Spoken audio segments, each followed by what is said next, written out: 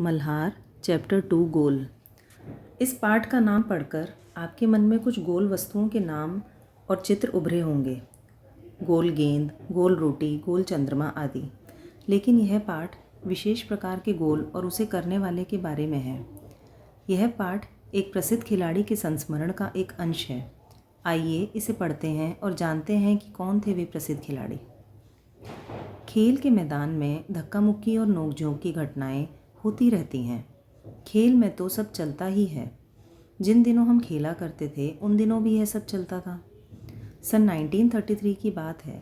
उन दिनों में पंजाब रेजिमेंट की ओर से खेला करता था। एक दिन पंजाब रेजिमेंट और सेंसपर्स एंड माइनर्स टीम के बीच मुकाबला हो रहा था। माइनर्स टीम के खिलाड़ी मुझसे गेंद छीनने की कोशिश करते, लेकिन उनकी हर कोशिश बेकार हो जाती। इतने में एक खिलाड़ी ने गुस्से में आकर हॉकी स्टिक मेरे सिर पर दे मारी। मुझे मैदान से बाहर ले जाया गया। थोड़ी देर बाद मैं पट्टी बांधकर फिर से मैदान में आ पहुंचा।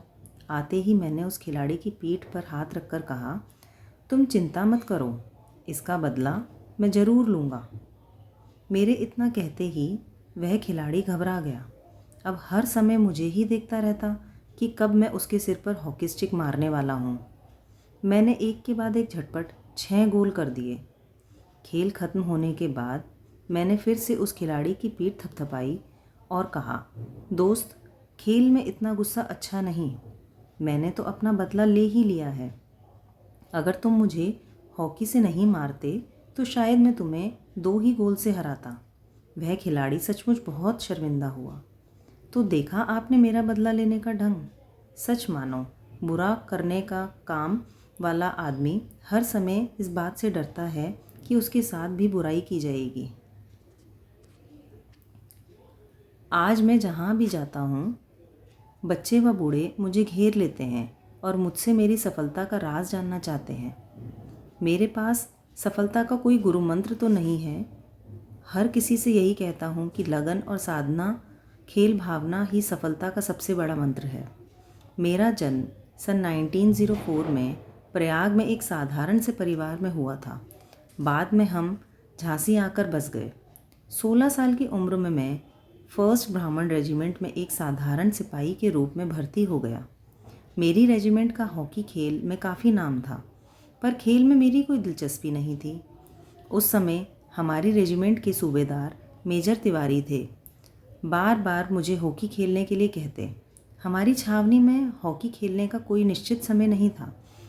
सैनिक जब चाहे मैदान में पहुंच जाते और अभ्यास शुरू कर देते। उस समय तो मैं एक नौसिखिया खिलाड़ी ही था।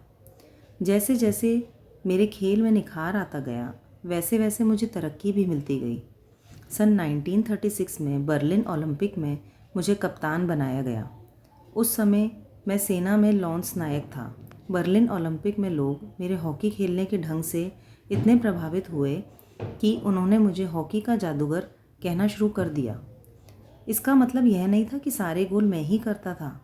मेरी तो हमेशा यह कोशिश रहती थी कि मैं गेंद को गोल के पास ले जाकर अपने किसी साथी खिलाड़ी को दे दूं, ताकि उसे गोल करने का श्रेय मिल जाए।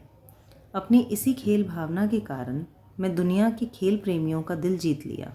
बर्लिन ओलंपिक में हमें स्वर्ण पदक मिला। खेलते समय मैं हमेशा इस बात का ध्यान रखता था कि हार या जीत मेरी नहीं, बल्कि पूरे देश की है। इस संस्मरण का रचयिता हैं मेजर ध्यानचंद। धन्यवाद।